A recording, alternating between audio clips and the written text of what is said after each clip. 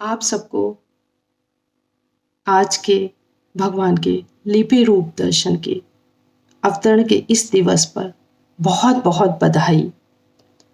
हम सबका ये बहुत भाग्य है कि 1972 में श्री कृष्ण चेतना अवतार देवी माँ के पुनीत पावन कर कमलों से भगवान ने लिपि रूप में अवतार लिया और हमें सौभाग्य दिया उनके दर्शन का, उनका ज्ञान प्राप्त करने का। अगर देखा जाए तो ईश्वर की गति और शक्ति को समझना असंभव है, फिर उसे धारण करने वाला तो कोई साधारण व्यक्ति तो हो ही नहीं सकता है, वो तो स्वयं अवतार हो सकता है। श्री कृष्ण चेतना अवतार देवी माँ ने ईश्वर के गुणों को, सत्य, धर्म, न्याय, उनकी गति और शक्ति को धारण किया। इसी कारण भक्तजन उन्हें श्रद्धा से श्री कृष्ण चेतना अवतार देवी माँ के नाम से संबोधित करते हैं। श्री कृष्ण भगवान की चेतना का अवतार, श्री कृष्ण चेतना अवतार देवी माँ। भगवान ने देवी माँ को आदेश देते हुए कहा था कि तुम्हें गरीबों का सहारा बनना है। अब जब बात आती है गरीब की, तो मन में तो यही भाव आते हैं कि जिसके पास धन का अभाव हो वही तो गरीब हुआ। लेकिन गरीब तो वो भी है जिसे सत्य और धर्म का वास्तविक अर्थ न मालूम हो, सत्य और धर्म के ज्ञान से जो अभावग्रस्त हो वो भी तो गरीब हुआ। हर युग में ईश्वर उस युग की आवश्यकता अनुसार अलग अलग रूप में आए। आज कलयुग, जबकि वो एक कहना चाहिए अधर्म और असत्य के अंधकार से भरा हुआ है, तब मरती हुई मानवता और सोई हुई आस्था को जगाने के लिए भगवान हमारे बीच में लिपि रूप में आए और धर्म और ज्ञान का संदेश देते हुए उन्होंने हम सबसे कहा, जाति है इंसान की, धर्म है मानवता का। इंसान होने का अगर देखिए सबसे बड़ा गुण जो होता है वो होता है इंसानियत। इंसानियत जो हमें दूसरे के कष्ट और पीड़ा को समझने दे, जो हम सबको अधर्म से दूर रखे। अगर आप देखिए पहले के युगों में क्या होता था, पहले के युग में केवल दो ही आधार पर मनुष्य को समझा जाता था, दैवीय और आसुरी गुण के आधार पर। क्योंकि इन्हीं गुणों के, या कहना चाहिए इन्हीं गुणों से प्रेरित होकर मनुष्य कर्म करता था और करता है।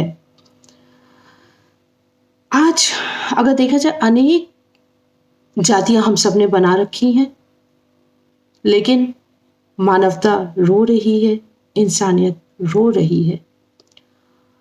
जिस तरह से अगर हम आभूषण पहनते हैं तो अपने शरीर को तो हम सुंदर बना देते हैं, लेकिन आत्मा का क्या? आत्मा का आभूषण तो धर्म है, मानवता है। तो मानवता ही धर्म का अभिन्न अंग है। और जब तक हम अपनी आत्मा को इस मानवता से सज्जित नहीं करेंगे, तब तक हम धर्म से बहुत दूर रह जाते हैं और कहीं ना कहीं अधर्म को ही धर्म समझ के कर्म किया करते हैं। मैं ये नहीं कहती कि सब ऐसा करते हैं, लेकिन अनेक ऐसे हैं जो इस अज्ञानता के अंधकार में समझ भी नहीं पाते हैं वो कि वो धर्म के राह पर चल रहे हैं या अधर्म के राह पर। मानवता को अगर जिसने अपना आत्मा का आभूषण बना लिया, वो धर्म से तो कभी अलग हो ही नहीं सकता है। आपको लगेगा कि धर्म तो एक ऐसा है शब्द जो हमें संसार से अलग कर देता है, लेकिन हमें तो इसी संसार में रहना है, हमें सफलता भी पानी है। लेकिन आप ये भी सोचिए कि सफलता पाने के लिए, संसार में रहने के लिए, ना हारने के लिए, ना थकने के लिए आपको क्या चाहिए होता है? आपको चाहिए होता है आत्मिक शक्ति, आत्मविश्वास।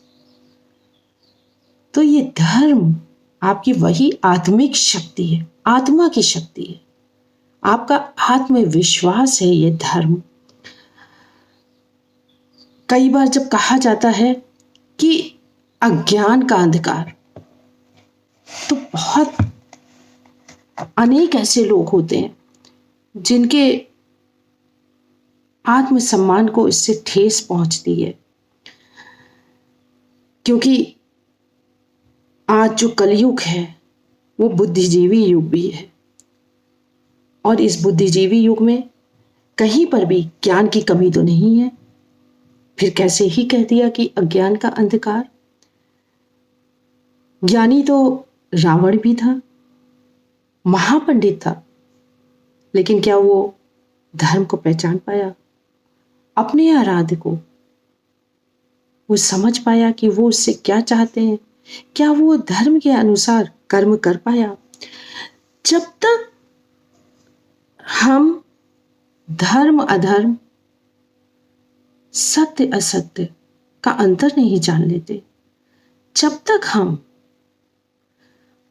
मानवता की परिभाषा को नहीं समझ लेते, या कहना चाहिए कि ज्ञान होते हुए भी धर्म का, जब तक हम धर्म के अनुसार कर्म नहीं कर पाते, मानवतावादी कर्मों को नहीं कर पाते, या सामने होते हुए अधर्म का विरोध नहीं कर पाते, तब तक हम सब अज्ञानी ही हैं।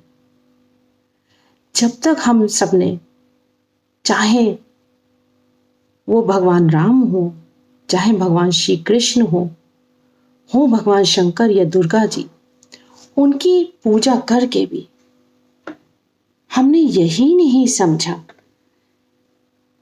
कि हमारे आराध्य हमसे चाहते क्या है। उनकी जीवन लीला से हमने कुछ ज्ञान प्राप्ति ही नहीं किया, केवल उनकी जीवन लीला को एक कथा ही बना के छोड़ दिया। तो ये क्या अपने ही आराध्य का अपमान नहीं करते हम सब? ये क्या अज्ञान नहीं कहलाएगा?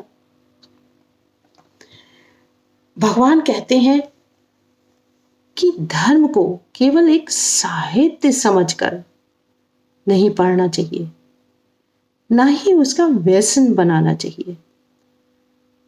साहित्य आपको ज्ञानी बना सकता है, लेकिन कर्म करने की प्रेरणा नहीं दे सकता। और धर्म को जब तक आपने कर्म का रूप नहीं दिया, तब तक ईश्वर की वो पूजा नहीं कहलाएगी। ना ही भगवान ने कहा है कि धर्म को एक व्यसन की तरह अपनाना चाहिए, कि दिन प्रतिदिन हम उसके बिना रह तो ना पाए, लेकिन ये भी ना समझ पाए कि इन धार्मिक ग्रंथों में हमारे जीवन की क्या दिशा दिखाई गई है, क्या लक्ष्य होना चाहिए हमारे जीवन का, किस ओर हमें जाना चाहिए। तब तक ये केवल और केवल एक व्यसन की ही तरह हो जाएगा। आज भगवान ने हम सबको सत्य, धर्म, न्याय के प्रकाश से भरे हुए ऐसे 450 से भी अधिक वाणी खंडों को दिया है, जिसमें हम सब भक्त लोगों को न केवल धर्म की परिभाषा, धर्म का, सत्य का ज्ञान मिलता है, बल्कि उस धर्म के अनुसार कर्म करने का आदेश भी मिलता है, भगवान से प्रेरणा भी मिलती है। देश विदेश में अनेकों वर्षों से जिस भी भक्त ने भगवान के ज्ञान के अनुसार अपने जीवन को बदला है, अपने जीवन का लक्ष्य मानवता को बनाया है, उन अनेक भक्तों के जीवन में भगवान के आशीर्वाद अनुभव के रूप में बरसा है। जब कहीं अगर अंधकार होता है, तब आप उस अंधकार को दूर करने का प्रयास करते हैं, देखते हैं कि किस स्रोत से उस अंधकार को दूर किया जा सकता है। वातावरण में जो अंधकार होता है, उससे भी कहीं अधिक जीवन को कष्टमय बनाने वाला अंधकार मन का होता है, आत्मा का होता है। आज हम सब को ये आवश्यकता है कि हम सत्य धर्म का वास्तविक अर्थ समझें, क्योंकि असत्य और अधर्म केवल एक व्यक्ति के जीवन को कष्टमय नहीं बना रहा है, बल्कि कष्टमय बना रहा है वो अन्य अनेक व्यक्तियों के जीवन को। पूरे समाज के लिए असत्य और अधर्म एक कष्ट बन के रह गया है, और ये तब तक समाप्त नहीं हो सकता जब तक आप स्वयं सत्य को ना जाने, धर्म को ना जाने, जब तक आप स्वयं उस सत्य और धर्म के अनुसार अपने जीवन को ना बनाएं। ईश्वर से यही प्रार्थना है कि वो हम सबकी प्रेरणा बने, शक्ति और गति बने, जिससे हम सब अपना जीवन धर्म के अनुसार चला पाए। ओम शिव हरि।